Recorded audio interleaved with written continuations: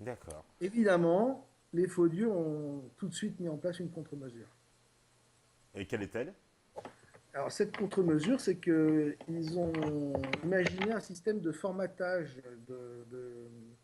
des mémoires de l'être humain, de façon à annihiler progressivement toutes les mémoires, sur 6 ans, toutes les mémoires du commando d'élite, tel que je l'appelle. Commando d'élite de l'âme.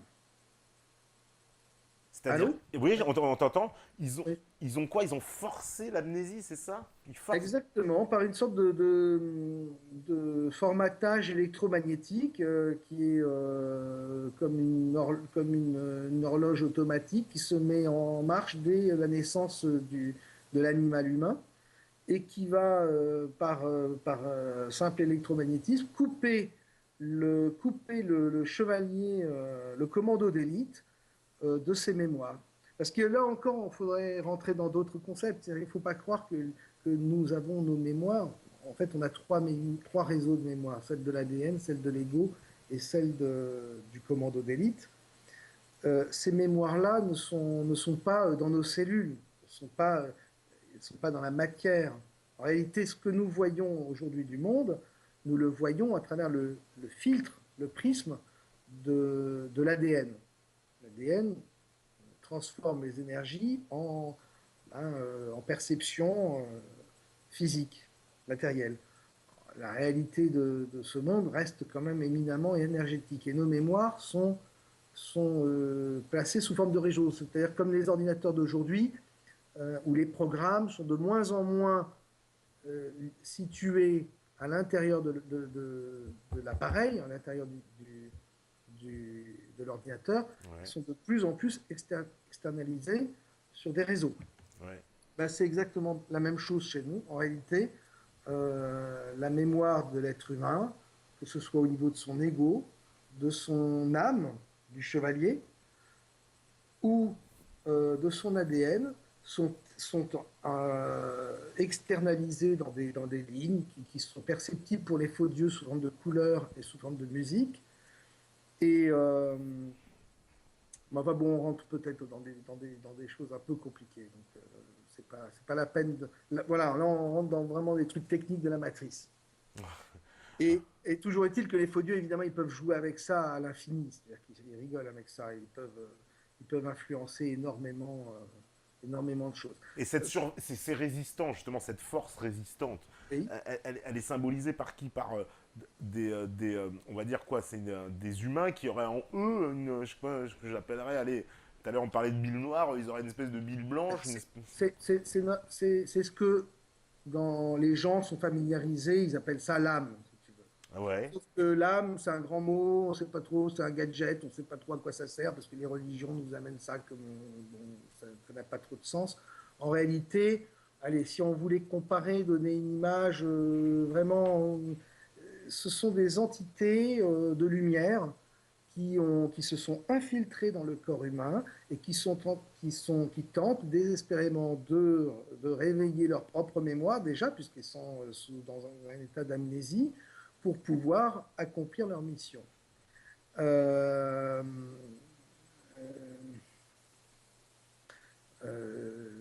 donc, notre- donc le but, nous, en tant qu'êtres humains, ce serait de dire un peu toucher à l'ego, c'est-à-dire de terrasser le dragon qui est en nous. Parce ouais. que oui, j'ai oublié de te dire qu'en fait, ces entités microscopiques, les faux dieux, c'est comme des petits, c'est microscopique, mais c'est comme des petits vers noirs et à tête de serpent. Bon, je referme la parenthèse et je sais, je sais plus ce que je te disais juste à l'instant Ouais, d'avant. justement, par rapport à. Bah, Oui, le c'est. dragon. Oui, Par rapport au voilà. dragon. Donc l'ego, voilà pourquoi on appelle ça le dragon, parce qu'évidemment, c'est cette concentration de bile noire qui provient de ces créatures serpentoïdes, qui peuvent s'infiltrer partout à travers la peau. Hein. Il faut comprendre que ces faux dieux peuvent s'infiltrer vraiment partout, dans n'importe quel être humain, même ceux qui ne sont pas préparés, sauf que l'espérance de vie d'un être humain qui serait rempli de ces entités-là, elle n'est que de quelques heures. Ah d'accord, ok. Et il n'y a pas moyen de C'est ça qu'elle est hybride. Et comment on peut s'en prémunir au moins? Je sais pas, non? Par la foi? Par quoi? Euh, c'est pas vraiment non, tu peux pas vraiment t'en prémunir. Simplement, c'est pas vraiment dans l'intérêt de ces entités, de ces légions, de venir n'importe où, parce qu'elles ont, si tu veux, elles ont pas que nous à s'occuper. Mhm. Normalement, le but, c'est qu'on tourne quand même tout seul, hein.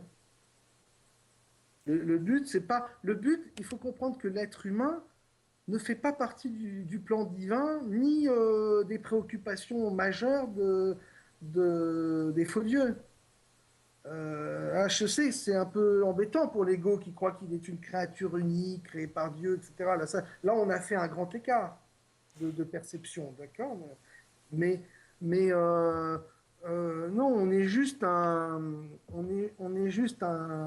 instrument pour les uns et pour les autres. Ce qui est en nous et qui appartient au plan divin, c'est le commando d'élite, le chevalier, qui lui vient pour accomplir une mission qui est de terrasser le dragon, c'est-à-dire de se débarrasser de l'ego à l'intérieur de soi, pour pouvoir reprendre le contrôle de l'ADN et avec le contrôle de l'ADN, créer les conditions de désagrégation de la matrice artificielle de façon à ce que tout le monde puisse revenir dans, Dans la dans la matrice originelle, en fait. matrice originelle. Et ça voudrait dire, est-ce qu'on peut mettre un rapport avec la légende de Saint-Michel et du dragon On est en plein dedans. En réalité, toutes ces histoires de chevalerie, les histoires de Roland de Roncevaux, les histoires d'Excalibur, etc. On est en plein dans ces messages de la résistance. Ce sont des messages codés. Mais tu sais, on retrouve ça aussi dans l'Évangile. Une Ouais. lecture active de l'Évangile va te permettre de retrouver.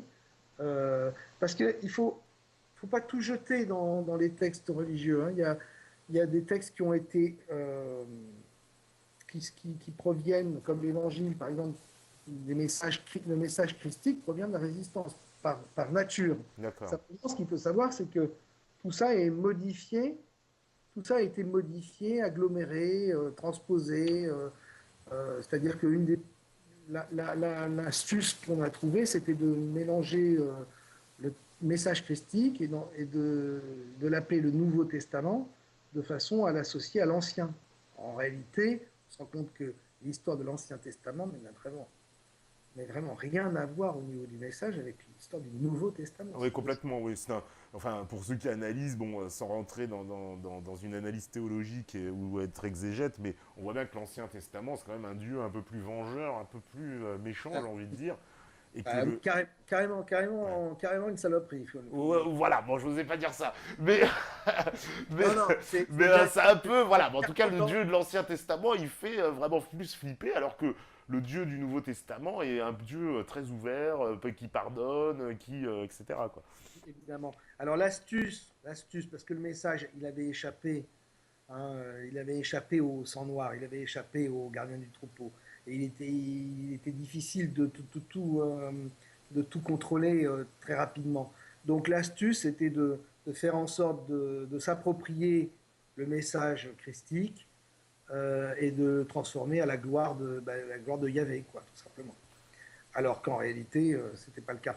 Euh, euh, Parce que là, on va pouvoir parler d'un phénomène assez intéressant aussi, je pense qu'il va intéresser vos auditeurs, c'est le phénomène des blackouts.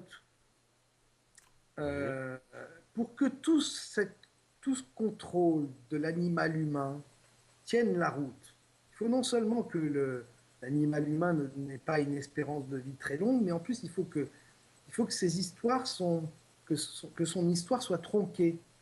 Il faut qu'il y ait, il faut que à peu près tous les 1000 ans, on puisse, tu sais, c'est comme dans Matrix, appuyer sur le bouton et repartir à zéro. Alors les faux dieux, se basant à partir de la Terre, se basant sur le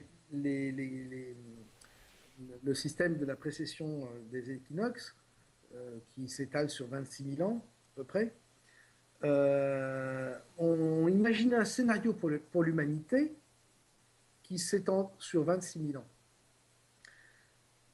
Tu me demandais tout à l'heure à quoi servait le virus humain, ADN, ego. Ouais. C'est parce que tous les 1000 ans, la matrice originelle, via le Soleil, lance un processus de correction cosmique que j'appelle le whiting.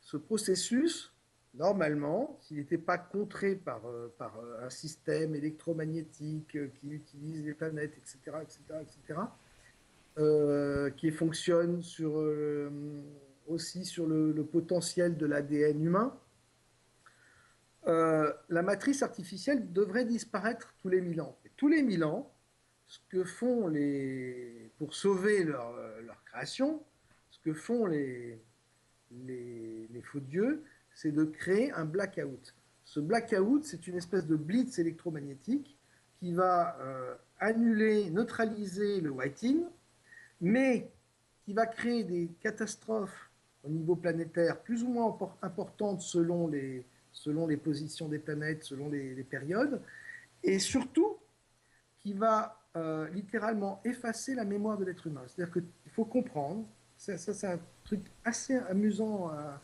à étudier, il faut comprendre que l'humanité repart de zéro au niveau de sa mémoire tous les 1000 ans. Ce qui voudrait dire que, attends, par rapport à notre période, on situe quoi? C'est vraiment 1000 ans ou c'est passé serait passé quand le dernier blackout? Alors, ben, si scientifiquement, alors là, ça va rejoindre hein, évidemment toutes les théories récentistes. Hein. On est d'accord. Ah. Eh oui. Ah, tu vas Rentre. te faire plein d'amis ce soir, dis donc. Je suis là pour ça, mais je suis là pour ça, t'es pas. Euh, euh, alors, scientifiquement, on sait, mais c'est vraiment officiel, hein, on Mhm. sait que vers 405, dans la chronologie officielle, on sait qu'à vers 450, 470 après Jésus-Christ, il y a une grande catastrophe planétaire qui a eu lieu. On en retrouve des traces géologiques, on en retrouve des traces notamment sur les arbres. Et ça, c'est sur toute la planète. Ouais. Mhm. Donc, il y a une question qui est assez intéressante à se poser, c'est pourquoi on se rend compte de ça scientifiquement, géologiquement, et pourquoi on n'en a aucun témoignage. Aucun témoignage. C'est-à-dire que c'est comme si ça avait été complètement effacé de la mémoire des hommes, ce truc. Tu vas, euh, tu vas lire Christias de Platon, tu sais, le fameux passage où il est question de l'Atlantide. Christias, Ouais. c'est une œuvre qui est à la base, qui était pour raconter l'Atlantide. Et derrière l'Atlantide, c'est quoi? C'est la disparition d'une civilisation. C'est une catastrophe planétaire. À noter que c'est le seul ouvrage de Platon qui est inachevé, c'est-à-dire qu'on n'a jamais retrouvé la suite. Mais il y a un dialogue entre un prêtre égyptien et puis, je ne me souviens plus du nom c'est Christ, non, du personnage de ce livre de Platon. Et le prêtre égyptien lui explique que l'humanité, notamment donc les Grecs, sont comme des enfants qui traversent la vie sans vraiment se souvenir de leur histoire. Ils oublient à chaque fois. Ils oublient à chaque fois, ils oublient ce qu'ils ont été, etc. Et parce que, c'est le cœur de ce dialogue, parce qu'il y a des successions de catastrophes qui interviennent sur cette planète. Donc déjà, comprendre bien ça, c'est essentiel. Que non seulement nous ne sommes pas l'être humain, le centre de la création, Ouais. mais en plus de ça, que même au niveau de la Terre, il y a beaucoup de changements et qui sont très fréquents. Alors après, je ne vais pas rentrer dans les histoires de récentisme, hein, c'est pas Mhm. mais tout ça est assez cohérent et il y a des passages qui racontent très bien ça dans l'Évangile également.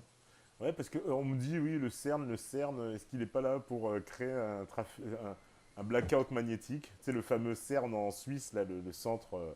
Absolument, on peut se demander si ces anneaux-là, il y a pas mal de...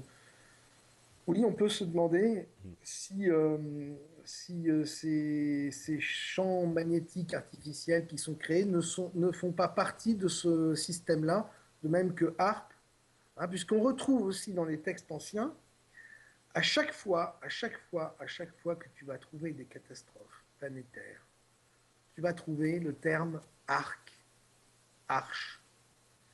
C'est vraiment, on dirait que c'est le nom d'une arme qui est,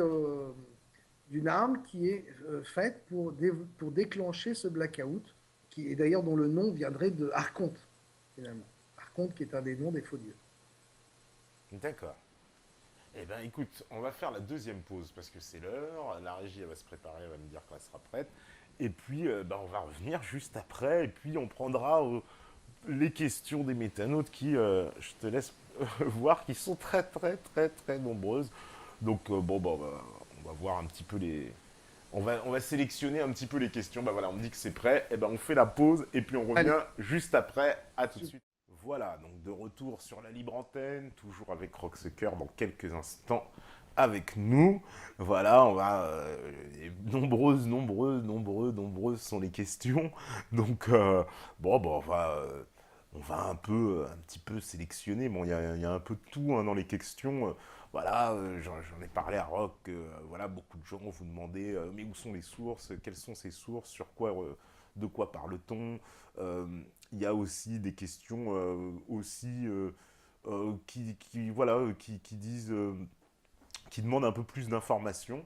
Alors, dès que ce sera prêt, ah bah voilà, super, c'est bon. Rock, tu nous entends, t'es avec nous? oui, oui, Voilà.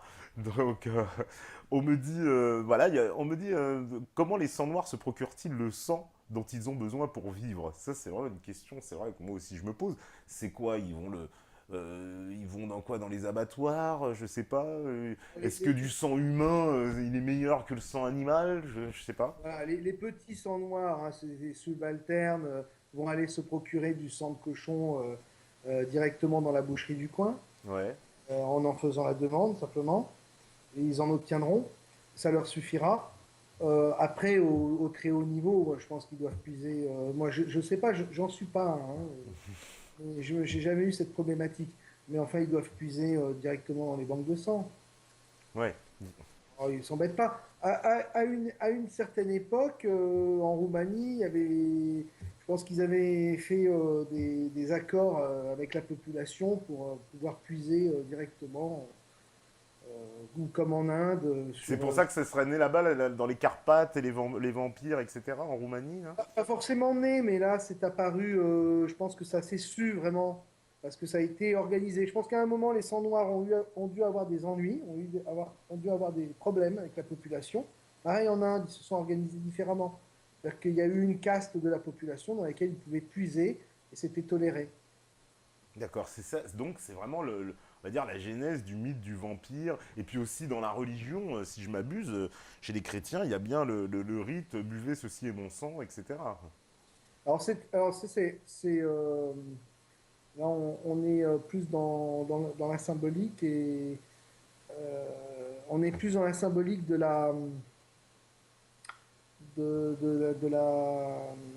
la mutation génétique là. D'accord. C'est-à-dire que parce qu'il faut, si tu lis vraiment l'Évangile, moi je ne sais pas si Jésus a existé, hein, mais par contre le message christique, lui, il existe. Ouais. Alors, il est modifié par endroits, on le reconnaît assez facilement, on peut s'apercevoir assez facilement si on est un peu habitué à étudier le texte, des conneries monumentales, hein, genre, enfin, je vais, qui est dans l'évangile. Mais par contre, le texte christique, le message christique, il est d'une force, c'est un mode d'emploi pour, euh, pour, euh, Bah, pour que la résistance puisse accomplir sa mission. voilà, pour combattre, on va dire. Et Absolument. voilà, alors on me parle aussi, tiens, puisque tu parlais d'ADN, que pense-t-il du junk ADN, ce qu'on appelle l'ADN poubelle, Oui. voilà, qui serait bridé à 97% et se débloquerait progressivement? D'ailleurs, rien que le nom, moi, j'ai jamais trop compris. L'ADN poubelle, il y a une partie de l'ADN, on n'arrive pas à expliquer ce que c'est, on dit c'est l'ADN qui sert à rien. C'est pas possible. Absolument, parce qu'à un moment, justement, là, c'est la partie de l'ADN qui n'a pas été modifiée et qui est originelle. Et cet ADN-là, il n'est pas à notre portée. Il n'est pas à notre portée de compréhension. Euh, de... Donc moi, je ne suis pas scientifique.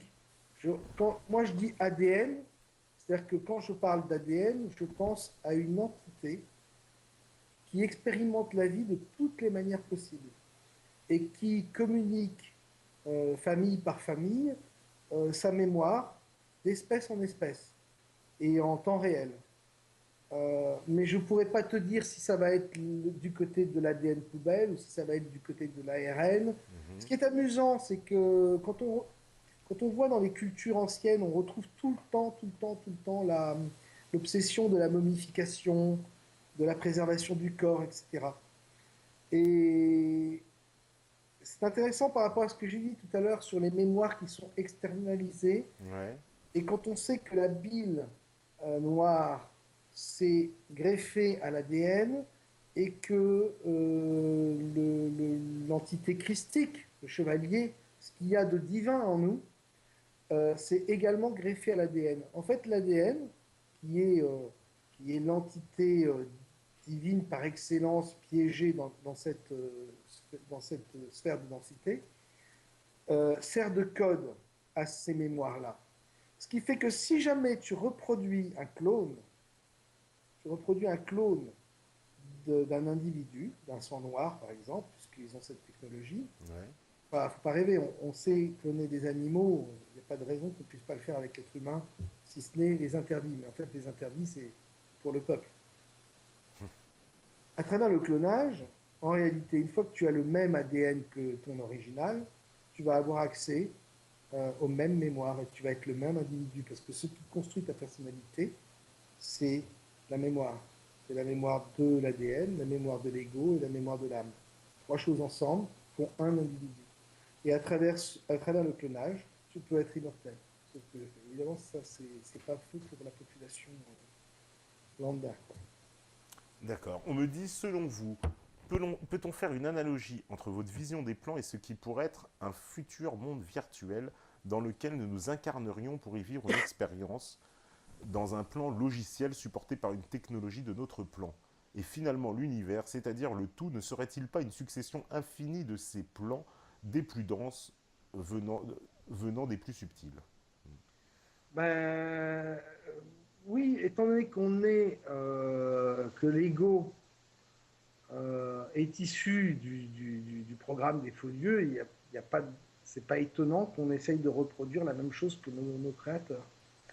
Donc, donc oui, mais seulement à chaque fois que l'homme, hein, c'est l'histoire de la tour de Babel, c'est toutes ces histoires-là, Mhm. déluge, hein, quand Dieu dit ouais, l'homme est devenu chiant, il est incontrôlable, il est méchant, il est méchant. En fait, c'est un patron qui trouve que son employé, il fait trop longtemps qu'il est dans la société, il lui coûte trop cher, et en plus, il râle un peu trop. Donc, on le vire. Et, donc, effectivement, nous, notre tendance, ça va être de devenir eux, naturellement. En tout cas, si c'est l'ego qui est aux commandes. Euh, et, euh, et eux, ils n'ont pas envie de se faire chier avec leur créature. Donc, ils tirent la chasse D'accord. régulièrement. On me dit, alors l'invité peut-il nous parler de l'oscillation du champ magnétique terrestre, justement, et du fait que ce phénomène d'oscillation augmente? Alors, ça, c'est ça. Alors, moi, tel que je l'interprète, c'est l'approche d'un whiting, puisque si tu replaces l'histoire du récentisme avec le dernier blackout qui aurait eu lieu il y a 450 ans, euh, ben, tu rajoutes 1000 ans et quand tu connais la théorie du récentisme avec les siècles ajoutés, etc., les siècles inventés, Mhm. on ne doit pas être loin de la période d'un futur blackout. Ce n'est pas étonnant au stade où on en arrive au niveau de la technologie. Mhm. Mais ce que je veux dire, c'est que les faux dieux ont créé un scénario de 26 000 ans. Ce scénario est évolutif. Tous les 1000 ans, on ne repart pas pour reproduire la même histoire. Notre histoire, elle échappe totalement à la conception humaine, elle s'étale sur 26 000 ans. Donc elle est évolutive, et à chaque fois, on ne repart pas de zéro, c'est-à-dire qu'on repart dans un nouveau,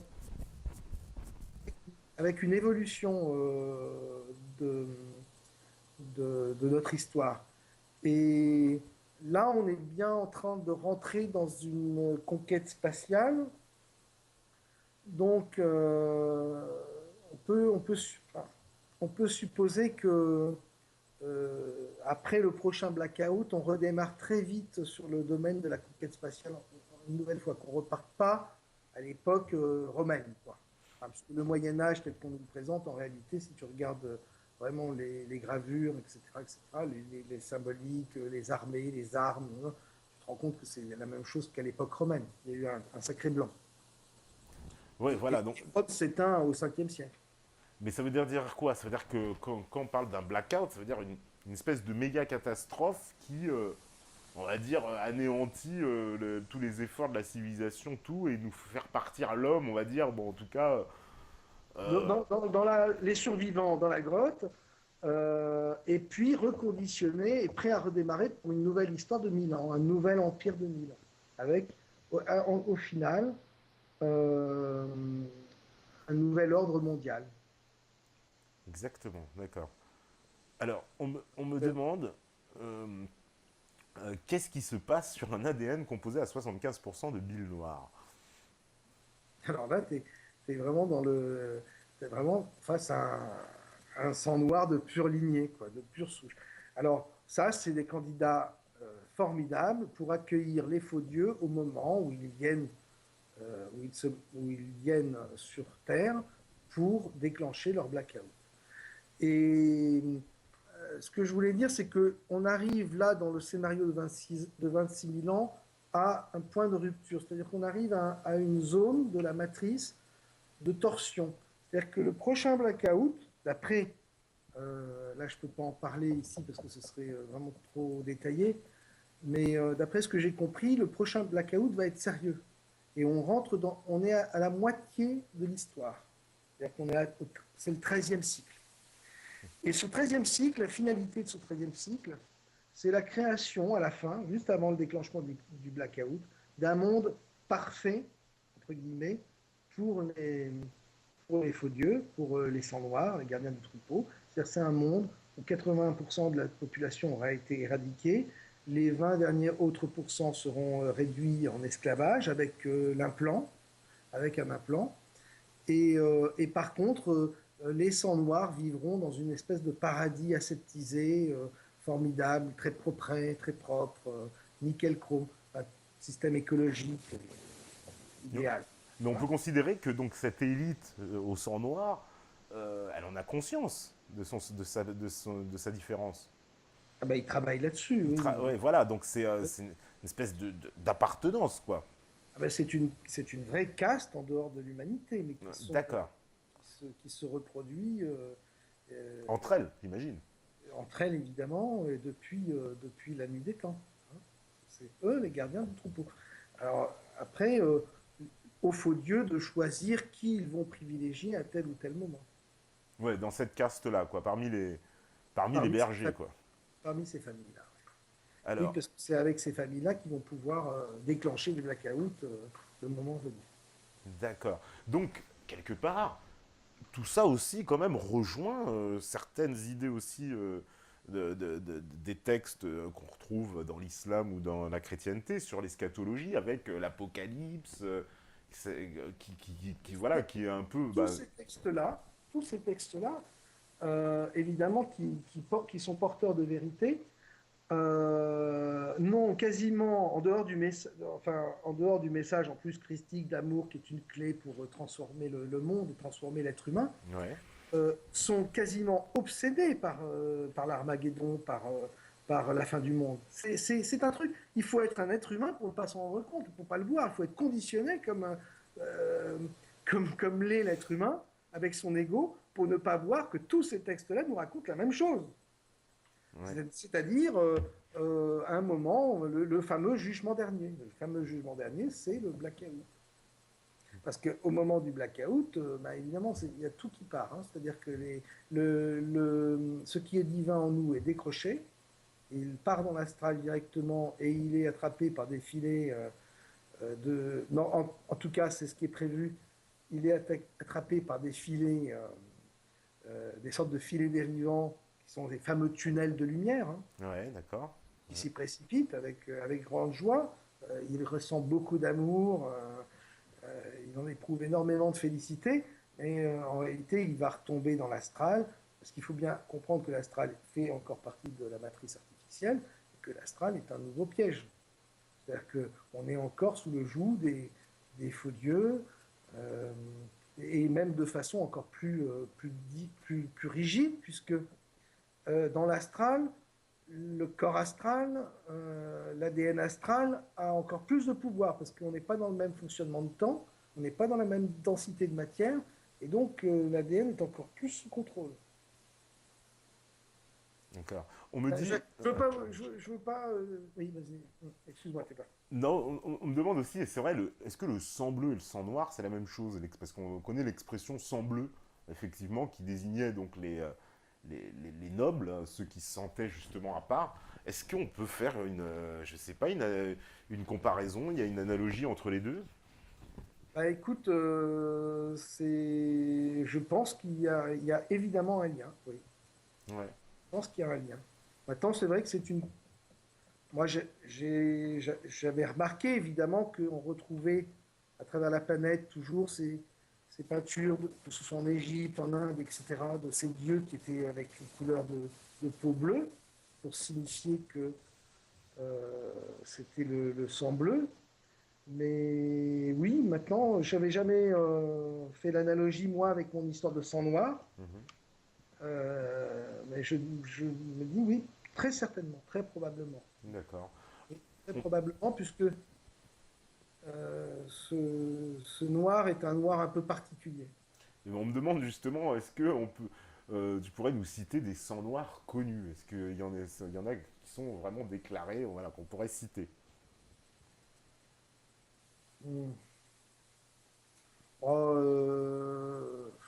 je pense que les plus importants, on ne les connaît pas. D'accord. Et il y a des petits sangs noirs qu'on connaît très bien. Je n'ai pas besoin de citer. D'accord. Vous avez, toi, TEPA et Meta TV, vous avez déjà largement travaillé sur ces dossiers-là. Donc les métanautes n'ont qu'à écouter vos émissions. D'accord. On me dit, que pense-t-il des séries et films d'Hollywood où on retrouve certaines de ces affirmations? Bah, c'est ce que je disais tout à l'heure, Ouais. c'est-à-dire il y a un échange. Enfin, c'est hyper intéressant parce que si jamais tu commences à te pencher sur ces séries-là et à essayer de les décrypter, tu apprends énormément, énormément de choses. C'est d'une précision incroyable. Bon, souvent dans la science-fiction, on sait bien qu'ils nous présentent des technologies qui vont apparaître dans une vingtaine d'années.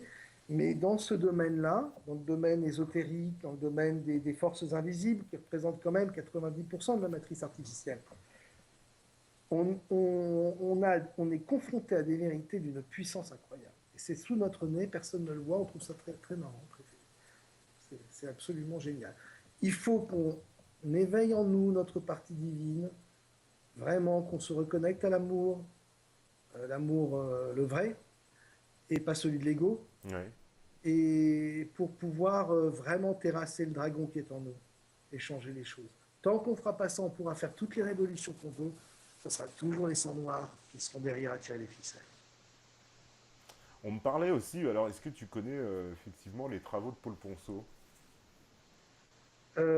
J'ai découvert des vidéos de Paul Ponceau, oui,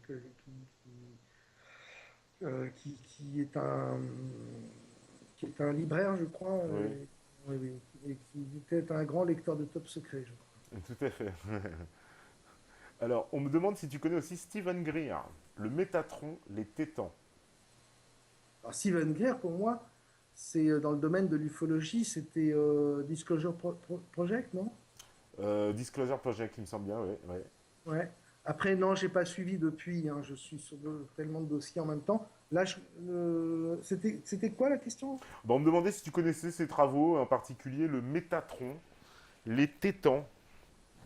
Alors moi, Alors, c'est peut-être, peut-être que je dis des bêtises, mais c'était pas ces fameux projets d'énergie libre, de technologie. ouais, je pense, parce que alors la suite de l'information, c'est le fond diffus cosmologique vert comme une souris verte serait-il le plan de la projection holographique comme en vidéo. Donc bon, je suis pas assez Oui, calé sur le sujet là, pour. pas non plus. Encore une fois, je suis là, par rapport à ce que je viens de dire depuis le début, je vais être plus un ésotériste ou et je vais plus rentrer dans des discussions philosophiques que dans des discussions techniques et technologiques. Mais ça reste intéressant, hein, ça reste très intéressant. D'accord. On me dit, est-ce qu'il y a un moyen de reconnaître les sangs noirs dans la vie de tous les jours? Bah, vibratoirement, ouais, on les reconnaît très facilement. Il suffit d'aller dans certains palais ou être invité dans certains endroits officiels, et puis on en reconnaît quelques-uns. Ouais. Des fois, il y a même des nids. Il y a des nids. Mais est-ce que c'est ce Et qui fait. c'est très effrayant. Hein, Ouais. Oui, oui, parce qu'ils sont très concentrés à ce moment-là. Mais est-ce que c'est justement cette concentration, on va dire, de gens justement au sang noir qui gouvernent, qui fait que, en gros, l'humanité bah, va dans le mur, quoi, enfin, depuis un bon bout de temps. Est-ce que c'est ça la cause profonde du Ouais. mal de l'humanité? De toute façon, oui, la cause profonde du mal de l'humanité, c'est que déjà à la base, elle ne fait pas partie du plan. Deux, elle a été créée par des créatures qui sont déchues. Que de te mettre une conscience d'elle-même, une conscience de sa propre mort dans un animal, je sais pas, c'est comme si tu mettais euh, un, un, chien, la conscience vraiment de tous les emmerdements qu'un être humain peut ressentir vis-à-vis de sa finitude, etc., de ses angoisses, etc. Les animaux sont plus proches du divin du fait qu'ils sont de l'ADN pur. Ouais. Et partant de là, en fait, un animal ne meurt jamais. C'est pour ça L'être que les humain, animaux sont, bah, pour qui connaît les animaux, quelque part moins perturbés que les hommes. Ils ont des réactions. mais fantastique, si on Ouais. regarde un lion, mais un lion, en dehors du moment où il a besoin de manger, parce que Ouais. l'ADN a intégré cette notion-là, il faut qu'il survive, lui. Hein, il faut qu'il survive dans ce domaine hostile. Ouais. Et un lion, c'est extraordinaire. C'est extraordinaire de justesse à tous les niveaux. Il n'a aucune cruauté. Alors, on demande, il y a pas mal de gens aussi qui me demandent, mais comment rejoint-on la création originelle, voilà, pour ne pas rester, Alors, voilà, comme dit c'est une très bonne Pingouin, question, sur parce que souvent, une histoire, voilà, une déprime totale. alors, c'est très, très, très, très bonne question, parce qu'en fait, il faut bien comprendre que ces chevaliers, on pourrait avoir une image un peu cinématographique, mais vraiment, malheureusement, qui a été galvaudée après par tout le business qu'il y a autour, Mhm. euh, des elfes, tu vois. Ouais. C'est ce genre d'entité qu'on a en nous, ces chevaliers-là. Si ces chevaliers d'un courage énorme, d'une abnégation énorme, ont décidé de quitter la matrice originelle pour venir ici, c'est pas pour s'enfuir derrière, c'est pas pour partir, c'est pour accomplir la mission qui est essentielle à leurs yeux. Donc, chercher à quitter la matrice artificielle, c'est pas vraiment l'objectif. L'objectif, c'est vraiment de prendre, de s'éveiller en nous, que nous faisions en sorte d'éveiller cette entité. Simplement, simplement un des bons moyens, c'est de claquer un peu son ego et de lui rabaisser le caquet et d'essayer d'être plus dans l'amour. C'est Ouais. vraiment le message, d'être vraiment beaucoup plus dans l'amour, de souhaiter que son prochain ait une vie meilleure et qu'il soit heureux. Déjà, ça évite d'en faire un jour ou l'autre une victime des sangs noirs. Tu vois.